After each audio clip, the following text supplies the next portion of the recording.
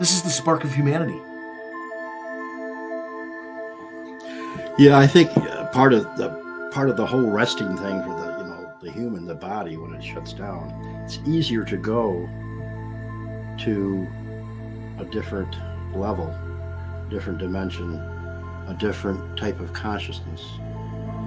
And I think it's sometimes easier for them to communicate in that level when the body is shut down and you're resting, because the body feels stuff on its own.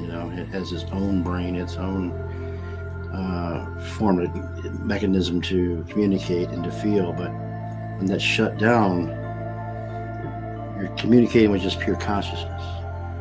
This is the spark of expansion. And we weren't in the room, to touch him, to say, usually you read, or when it happened to me, they didn't touch me at first. It was just, and on some occasions, I don't remember them touching me at all, but, they really kind of went the extra mile, just relax. It's okay, so let's go.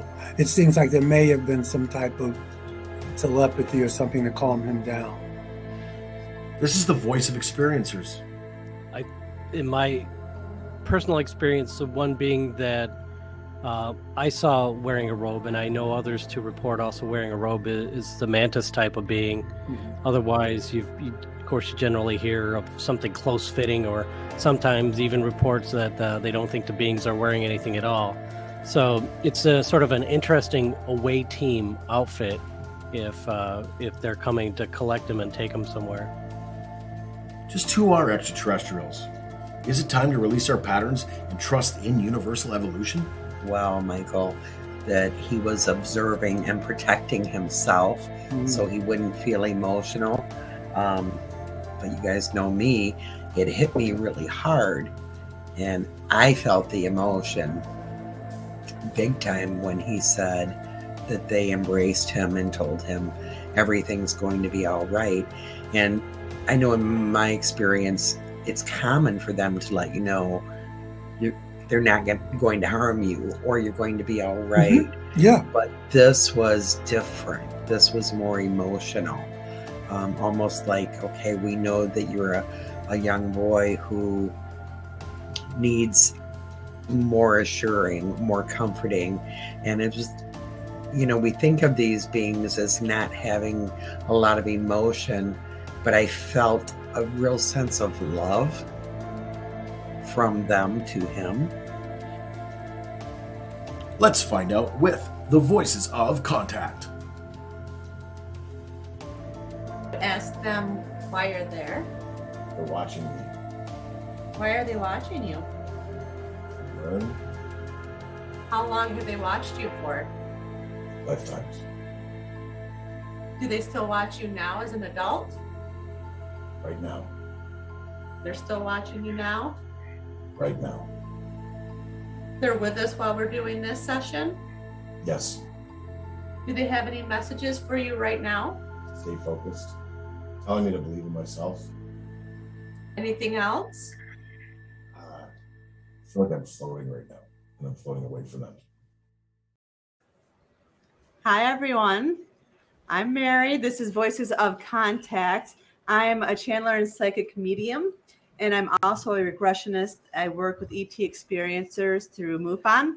I also work with PTSD experiencers and victims of crimes. So again, super excited to introduce the expert panel. Apparently, we're becoming really close friends because every week they become more and more my favorite people. First, we have Deb and RJ DeRoos. And Hi, everybody. They're authors, paranormal UFO researchers, they're experiencers themselves, and founders of the Michigan Contact.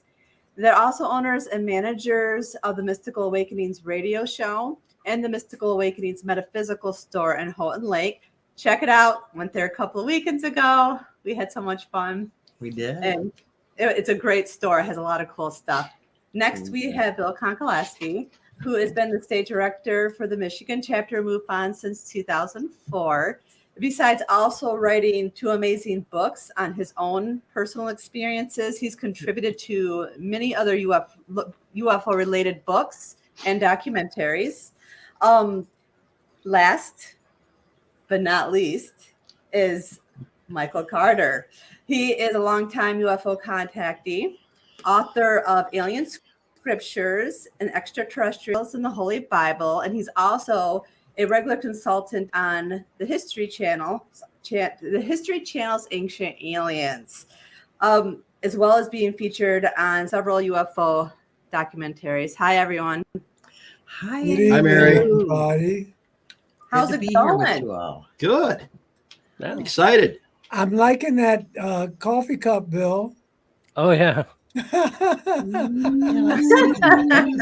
pretty cool. No, we don't need videos anymore. You could just hold this That's up. very lovely. Nice. All right, so to give the viewers a little bit of background of the show, if this is the first week that they're tuning in, it's really all about the regressions that I do with clients who have given me permission to use the regressions. And we explore the regression itself with you guys so we can go over their experiences and they have a chance to hear what experts see as their experience. Tonight's show is one of our biggest people. We love him to death. Michael John of Paranormal Voice. He let me regress him and he agreed to allow me to use it on this show. So he's tuning in, and so I'm pretty sure he's going to be excited to see what we have for him. So for the first clip that I'm going to share, this is actually where he regressed to when he was a young boy, and he wakes up in his room and he's in his bunk bed and he's surrounded by beings. Are you guys ready? Yes. Let her roll. Allow yourself to go back to the time when you were a young child and you were in your bunk bed and you could see 3 beings with jet black hair, straight, long hair down past their shoulders, standing at the edge of your bed. Tell me, what do you see around you? I don't see much. I see the door behind them. I think it's shut. I think they came through the door. And they're all wearing blue outfits. Describe the outfits for me. It's like graduation gowns. Why are they wearing the graduation gowns? I'm not sure. What are they doing at the edge of your bed? They're all looking at me. Do you know them? No. Do they act like they know you? Yeah. How do you feel? Curious. What do they do next? Kind of they circle around me and they put their arms around me, What do they do when they put their arms around you? telling me it's all right. Don't be afraid. Do you answer back? No. Do you allow them to put their arms around you? Yes. What happens after they put their arms around you? We're walking.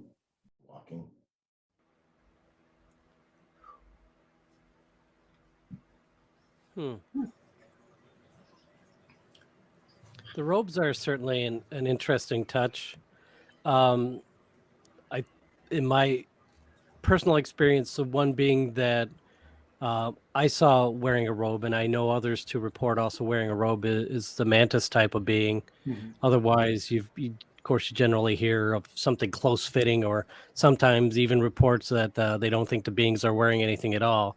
So it's a sort of an interesting away team outfit if they're coming to collect them and take them somewhere. If they're all wearing robes, that's an interesting point to ponder.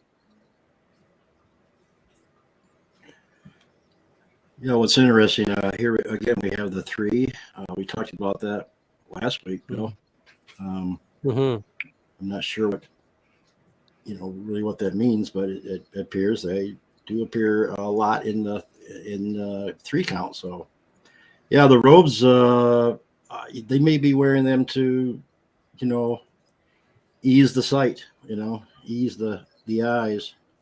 because we don't really know what they look like right underneath, but it might be there to so the experiencer has less shock. That's what I'm thinking. Yeah. It's for me, what struck me, which with the rapidity, and we weren't in the room, which to touch him, to say, just, I mean, usually you read, or when it happened to me, they didn't touch me at first. It was just, and on some occasions, I don't remember them touching me at all, but they really kind of went the extra mile. Just relax. It's okay. So let's go. It seems like there may have been some type of telepathy or something to calm him down. I'm assuming. Mm-hmm. And also his voice. I mean, and I don't know Michael that well. I know him from his show. He's very animated, but here it's very sedated.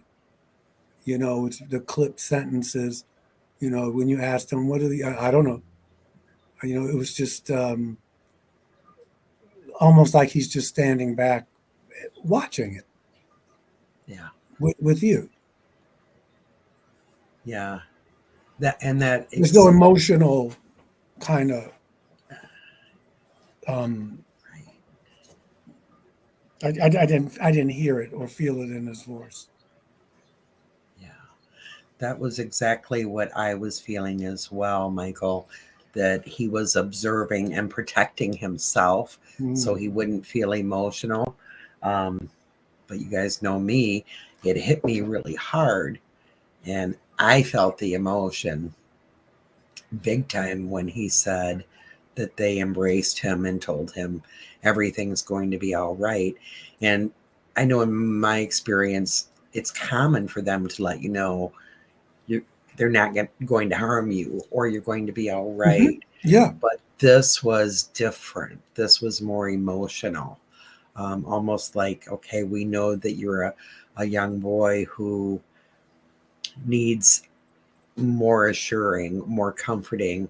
And it was, we think of these beings as not having a lot of emotion, but I felt a real sense of love from them to him.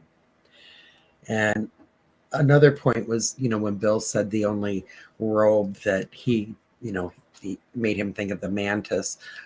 That's where the only place I've really seen that as well. But the physical appearance didn't sound mantis, unless he has more to say about that. I don't know. But, when I have asked them to come closer to me so I can see them better, they never do. And it sounds like they were very close to him.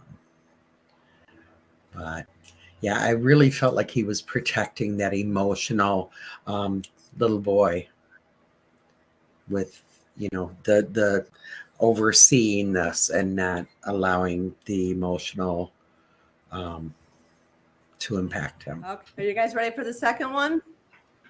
Yes. Sure. We are. Okay. We're walking down a hallway. It's like a bright light ahead, black tile floor. Are you moving towards the white light? Yes, Do you feel like you're going to walk through the white light? you disappear into it. You disappear into it? It's like I can see everything going on from another perspective. It's like I'm behind myself and I'm watching this. Does it feel like it's out of body? What's on the other side of the white light? Are the beings still with you? Yes. Move forward through that white light with the beings. You're safe and protected. You don't have anything to worry about. You're just observing. And I want you to move through that white light to the other side of it and tell me, what do you see? Panels, like control panels, lights and buttons. Where do you think you are? I have no idea. Do you feel as if they took you somewhere? Yes. Where do you feel like they took you? Where they belong, where they're from.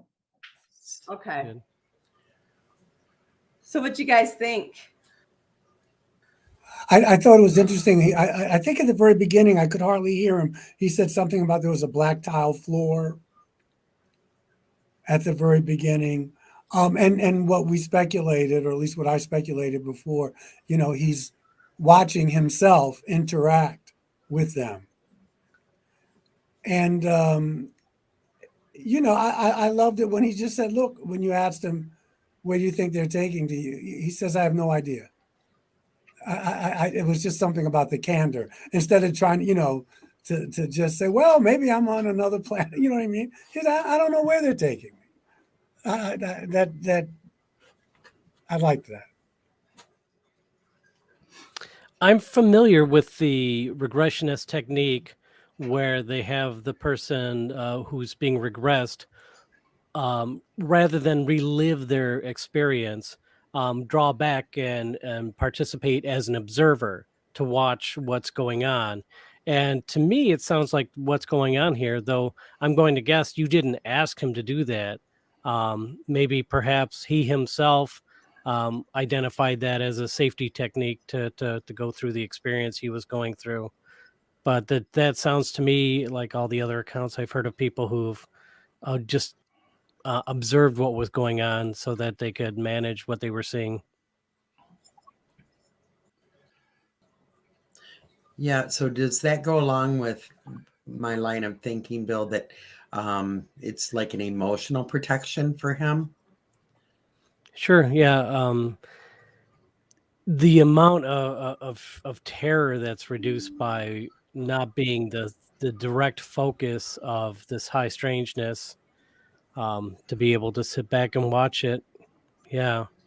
I've never gone that route. I've never stepped out of myself and watched myself as an observer. I've always sort of muscled through what I've gone through, but I could see some with some really powerful experiences needing that assistance to watch what was going on rather than relive it.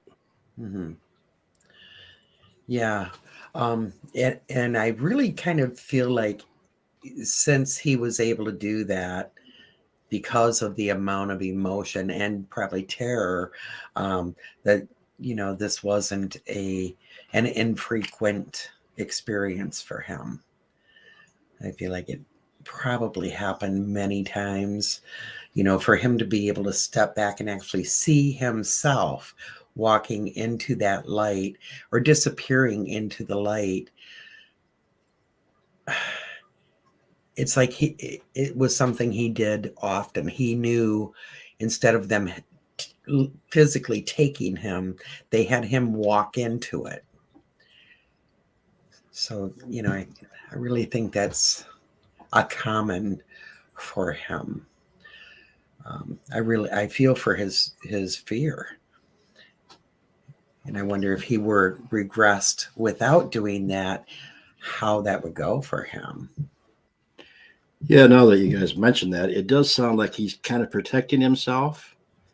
And like you said, Bill, not really living or being there. He's just kind of sitting back and watching it. The observer. That makes a lot of sense. But this light, what is this light? I mean, I've heard this light situation in many cases. Is it a medical procedure to cleanse, the being? Is some kind of a medical technique that just makes it safe for everyone. But there seems to be a lot of times where people see a light and they go through this light. It may be a cleansing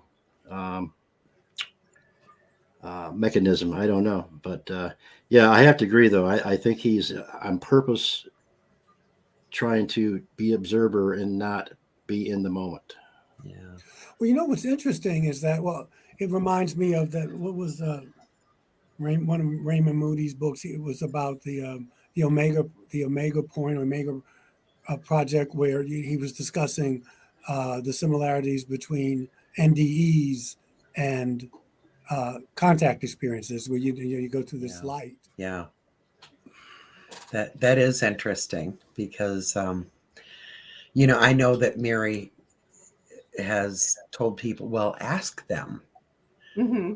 where they are taking you. And I think maybe you were kind of picking up the protective mode. So rather than have him ask them, you just moved him forward. But it would be interesting to see, you know, if he had other regressions, how that kind of thing might go for him. Yeah. And I want to say too that, you know, with the light, I always see that as like the portal between the dimensions. So for whatever that's worth, it's out Yeah, I was there. curious about the light, exactly what it was and what's the purpose of it, really. Mhm. Yeah.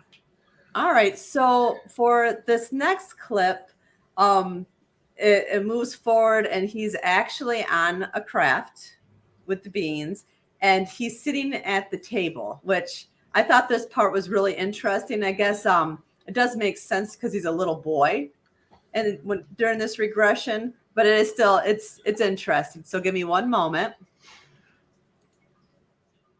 Why do you think they're feeding you? For comfort, to feel part of.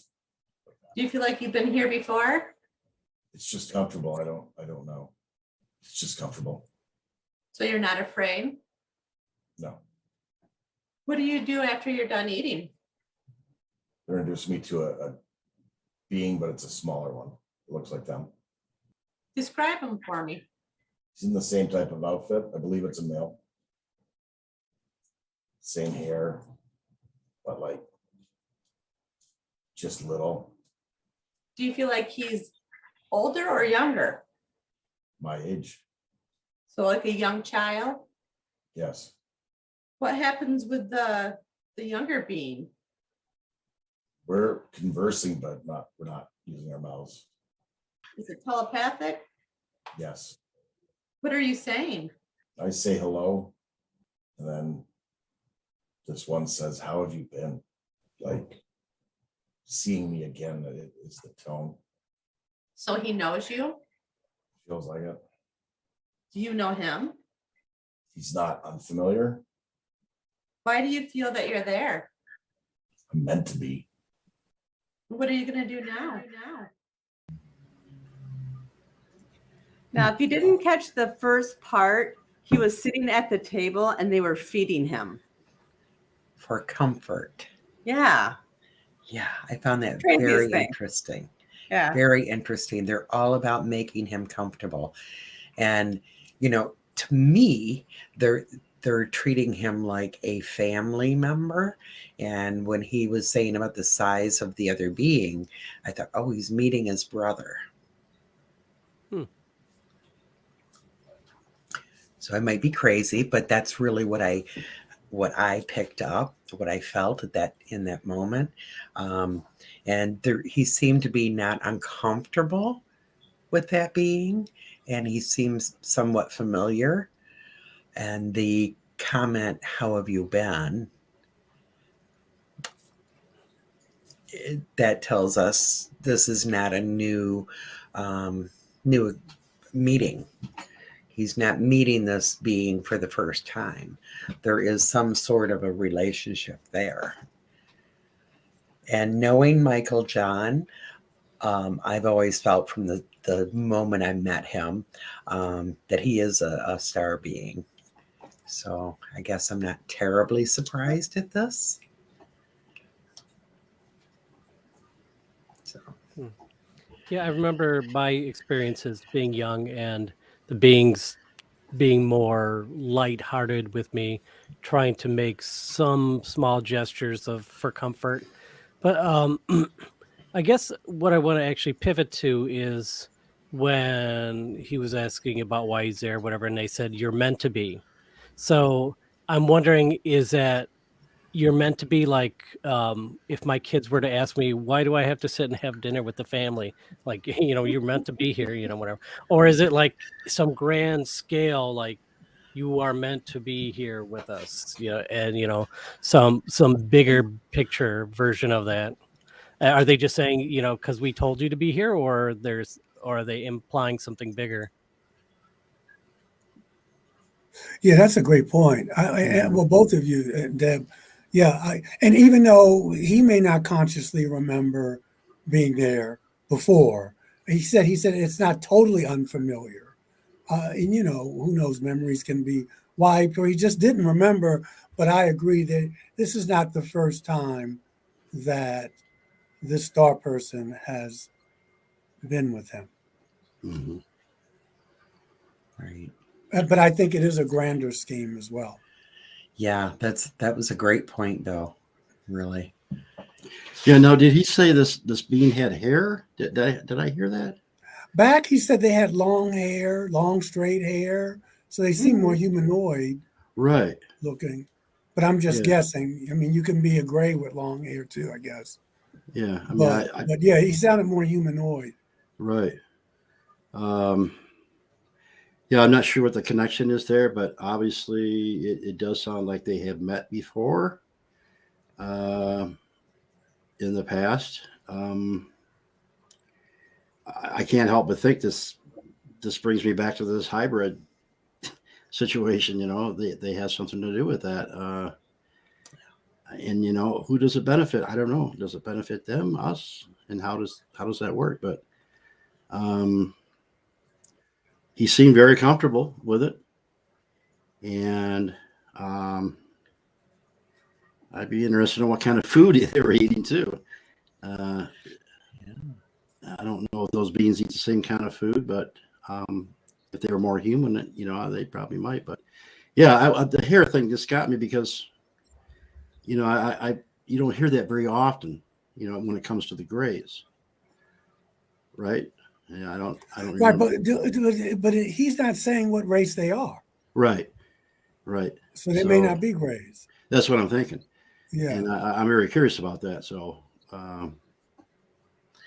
Now, didn't he say in the first clip that they were dark? Yes, and it was dark hair. It was dark hair, long dark hair. Okay. I'm aware of a situation with a woman who was taken when she was young, and she said that the beings would sometimes wear wigs to comfort her. Oh, but this sounds like natural hair to me, just the way he describes it. I don't know, obviously. Interesting. It is really interesting, and too, like he described the being as like the other ones, but small, like him. So either maybe it is a brother type thing, or maybe they were just presenting a being that he would be able to connect with more because it was more his size. Yeah. So okay, so the next clip I have is me asking him why they're there, and him talking about how they're watching him, that they're always watching him. So give me one moment on this. Can you ask them why you're there? They're watching me Why are they watching you? to learn How long have they watched you for? lifetimes Do they still watch you now as an adult? right now, They're still watching you now? right now. They're with us while we're doing this session? Yes. Do they have any messages for you right now? Stay focused. They're telling me to believe in myself. Anything else? I feel like I'm floating right now, and I'm floating away from them. How long do you stay in the ship? It feels so quick, but it's a long time. How do you get back home? I'm just there. I'm just back there. Just back there.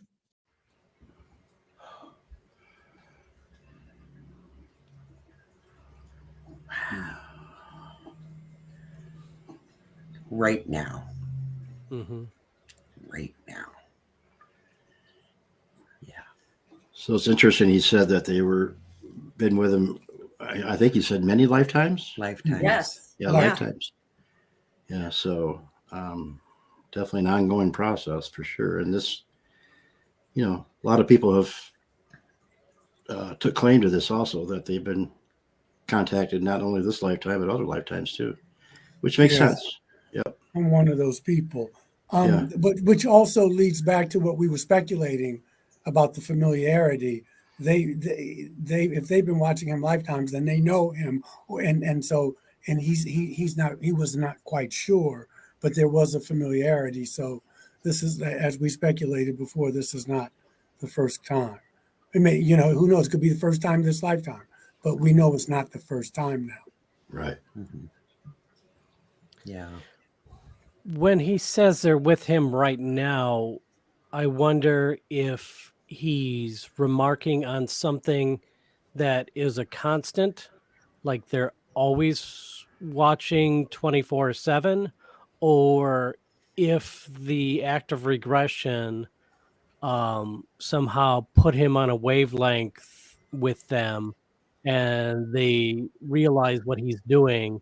And so their consciousness came rushing in, so to speak, one way to put it, to be with him through this, either to monitor him or to comfort him or something along those lines. I wonder if the regression drew them or if he's just remarking, yeah, they're watching me all the time. Well, they told him to stay focused. Yeah.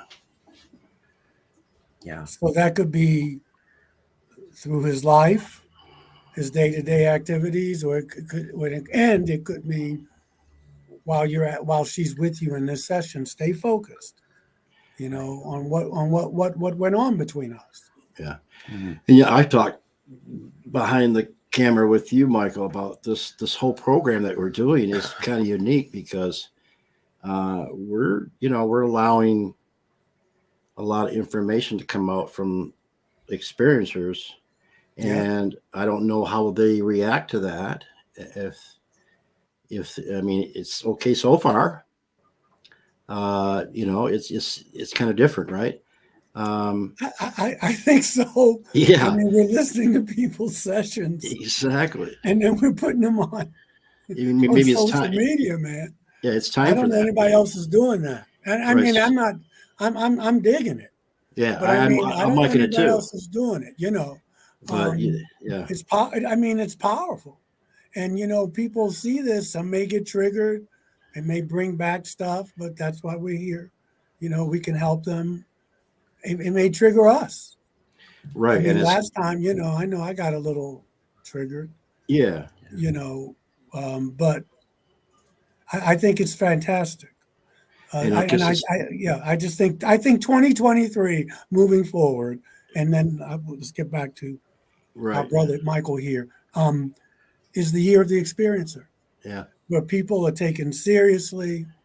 No one's snickering anymore, obviously, because it's in the media more now, whether it's fake balloons or whatever it is, it's taken more seriously. And so I think this is the beginning of a lot of other things where experiences come to the forefront. We empower each other, we support each other. Right. That was and my commercial blur. it's just not about the experiencer though. We're also revealing other beings. Mhm. And that's what I'm really interested in, to see who they really, really are. Who are they? And as we do more, programs, we're probably going to reveal more of who they are. And I really, to me, like that, Yeah, and I really agree with what Bill and Michael have both said, and what RJ is saying. When he said right now, that was so powerful, and then when he said it the second time, I literally got goosebumps, and my mind went right back to a comment that RJ had said in the last clip about, I don't know if that's to benefit them or us. And I heard at that moment, what is the difference? So that tells me a lot. That tells me it's to benefit the whole. All of them, all of us. What is the difference? We're all connected. We're all from the same source. So What is the difference? And that, I mean, that's how powerful that right now was bringing all that to light. And, you know, I feel that when they told him stay focused, they knew this is going to be heard by many. So stay focused and speak truth, because it needs to get out. And I agree, it needs to get out. That's what we're doing. Yeah, it's definitely time for the truth to be heard on many different levels. And so, like during that regression, for me personally, with the other things that he had said, I felt that the beings had actually come through right then and there, because the way he was talking is like they're here right now. So yeah, it was a very powerful message. I wish I would have had time to do all of it because there's a lot of great things in there. Even through some of the clips I was listening to, it almost feels like when I'm asking questions and he's not answering, there's something else answering. Can I prove it? No, but it sounds like it. So the speaking of like figuring out different beings. This last one it was still in his regression, but it wasn't an experience per se versus an actual reoccurring dream that he had over and over again. And this dream, he always goes to this weird town that's familiar to him, even though he doesn't actually know it, and to this weird house that's familiar to him, but he doesn't actually know it. And while he's doing this, he comes upon a being. So I'll play the last clip for you guys, okay? And then there is a sixth arm, light brown being that is in front of you. Tell me what's happening. I'm scared. What's he doing? Right in me, right in my face. Why do you feel that he's there? So I know. Why is he there? So I know he's there. I want to say it, not he. I know it's there. That it's around me and it's there. It's here. So he's with you often? What's his purpose of being there? He's got something to do with the other ones. How long has he been there with you? Years. Does he do anything for you? No, but he's telling me that he's there to make sure I'm okay. He's there to make sure you're okay, so he's a protector? So when you dream about him from now on, you know you don't have to be afraid of him, that he's just helping you? Yes. Okay. Is there any other kind of messages that he has for you? He's telling me to stop being a baby, that he's not that scary. He just looks scary? Oh my God, yeah.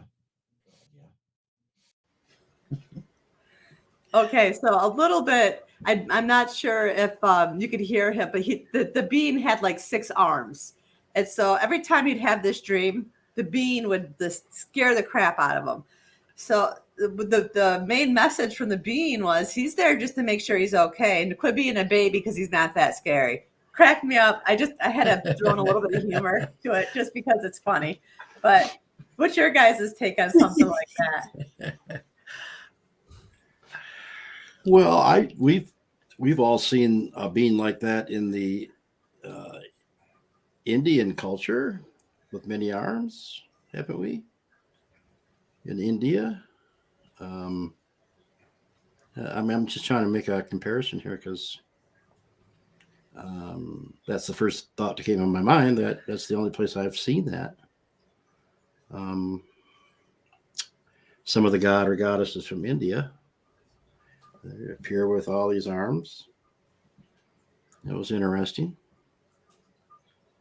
The thing with the Hindu goddesses, though, and some of the Buddhist art, the arms are supposed to represent something, Right. like it'd be compassion, wisdom, loving kindness. And the only reason I bring that up is because, then you have to say, well, is that figuratively speaking, or did this being really have, all these arms? Right. It was some levity though. Yeah, grow up, be a man, grow a pair. I'm not that scary. Mhm. I think this is one of those moments where, as much as we can make these guesses at Yes. what an experiencer is going through, it's every experiencer's personal journey to walk, their own vision quest, their own time with these beings in whatever Hmm. format, physical, interdimensional consciousness. And so you just have to say, I'm cool with you having these 6-armed things come to your dream, and if you grow from it, I guess that's the purpose. No, I agree because it sometimes it's, at least for me. I mean, we're just speculating. We weren't there. We're just kind of like trying to decipher. Right. And for some things, there are no comments for it. It just is what it is. Mhm. Talk about reaching out, right? Yeah. Yeah, like Yeah. tentacles. Yep. You can Well, shake all 12 of my hands. Let me give you a hug. Let me give you a hug with all 12 of my Yeah. arms. Yeah. Yeah, Yeah, I mean, obviously, no disrespect to the Hindu culture, No, of no. which we're not fully steeped. But Yeah, if it's an iconic image to over 1 billion people, yeah. that's saying something. Absolutely. Exactly. And I wonder if the 6 arms if that represents protection. And that's why this being is sent to him. And is it a god, a goddess, a being from an extraterrestrial, or is there a difference? Yeah, and it is a dream. Mhm. It's a dream. It's a dream. So it's even more elusive. Exactly. And it's his dream. Right. But reoccurring. Yeah, yeah, And yeah. But it's it's his dream. reoccurring for a reason. Mhm. And I think, like it told him to comfort him, to protect him. It is there. It is his dream, and it is there to protect him and showing him, I'm here. And that was, one of the first things he said. It has to show him he's there.